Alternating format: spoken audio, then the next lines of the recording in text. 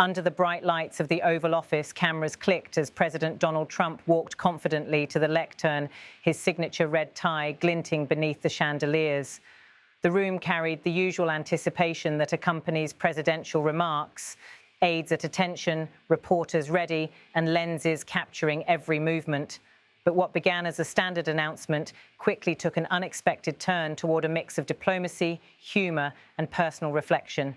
Trump began by briefly touching on his upcoming overseas schedule. In a matter-of-fact tone, he said he would soon be visiting Israel and Egypt, two key U.S. allies in a region still marked by volatility. "I'll be going to Israel," he said. "I'll be speaking at the Knesset early on, and then I'm also going to Egypt." They were terrific, his phrasing. They were terrific. That was classic Trump, casual, transactional, yet revealing. It was more than a diplomatic note. It was an endorsement of partners he viewed as cooperative, especially amid Washington's shifting Middle East policies. But the real headline moment arrived moments later.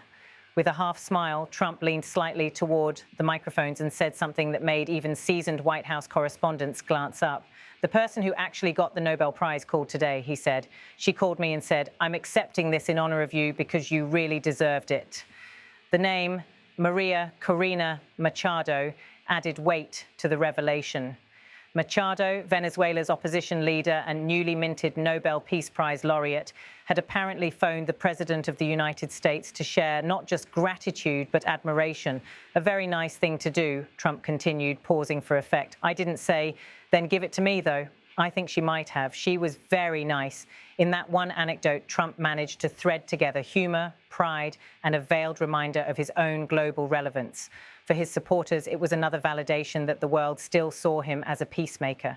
For his critics, it was a calculated performance, an attempt to tie his presidency to the prestige of the Nobel institution without explicitly demanding recognition. The exchange underscored Trump's continued effort to shape the narrative of his international role.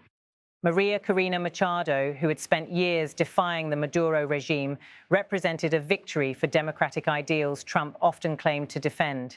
The idea that she would dedicate her Nobel win to him was both politically symbolic and personally flattering, and Trump knew it. "She was very nice," he repeated, a phrase that sounded simple but carried an undertone of, "Even they recognize me."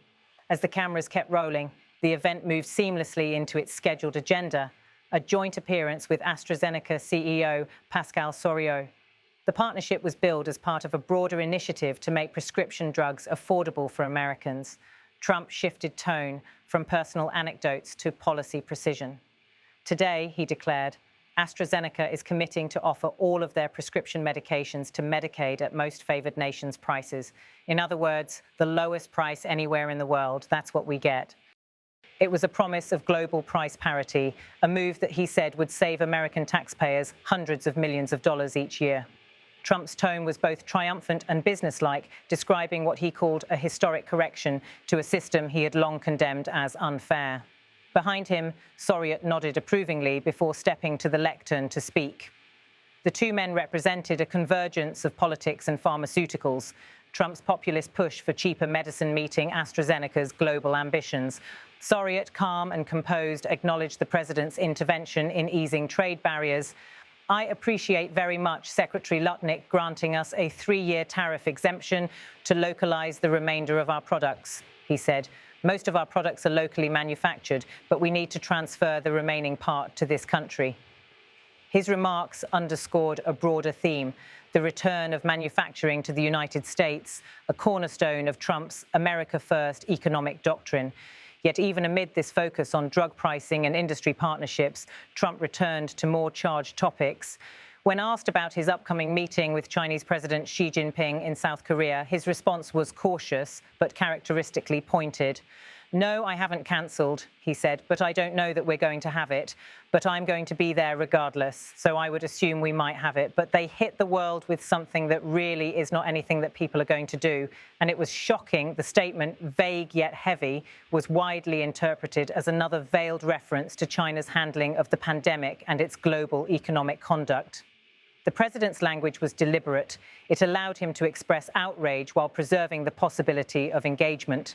South Korea, after all, was not only a regional ally, but a crucial venue for US-China diplomatic maneuvering. As questions shifted toward domestic issues, Trump addressed one of the most pressing topics of the week, the ongoing government shutdown. Well, it'll be a lot, he said when asked about the expected layoffs of federal workers. And it'll be Democrat-oriented because we figured they started this thing, so they should be Democrat-oriented. It'll be a lot, and we'll announce the numbers over the next couple of days, but it'll be a lot of people, all because of the Democrats.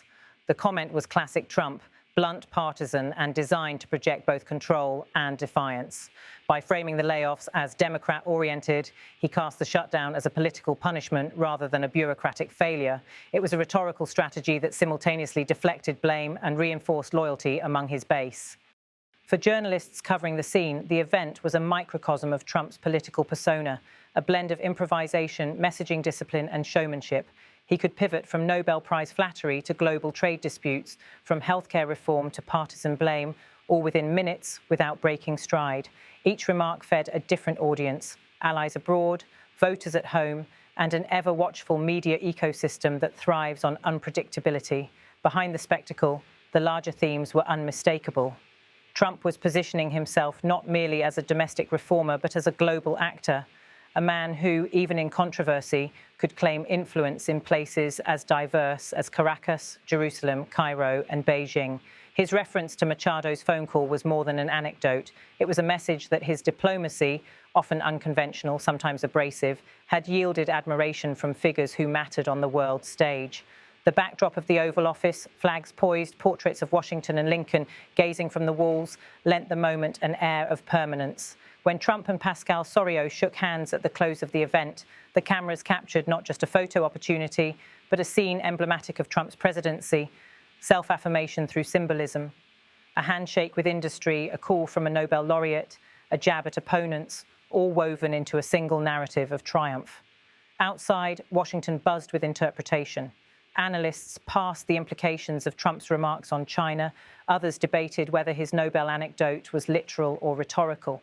Political talk shows replayed the quote, "She said, you really deserved it," dissecting whether Machado's words were a courtesy or a sincere endorsement. Yet the White House offered no clarification. For Trump, ambiguity was leverage. It kept his story alive across news cycles. By evening, the footage was on every major network. The visual of Trump standing beside the AstraZeneca chief projected an image of confidence and productivity. Supporters celebrated his push for global low drug prices as proof of his negotiation prowess. Critics pointed to his Nobel remarks as self-congratulatory and opportunistic. But in the end, the president had achieved what he often sought most, control of the conversation. The day's message, wrapped in humour and controversy, was unmistakable. Whether through Maria Corina Machado's praise, an economic pledge from AstraZeneca, or a barbed comment about the Democrats, Trump once again portrayed himself as both disruptor and deal-maker, the man who, in his own telling, always gets the call. As the press corps packed up their equipment, one correspondent was overheard saying quietly, "He didn't need to win the Nobel. He just had to make sure everyone talked about it, and in Washington, that alone was victory enough."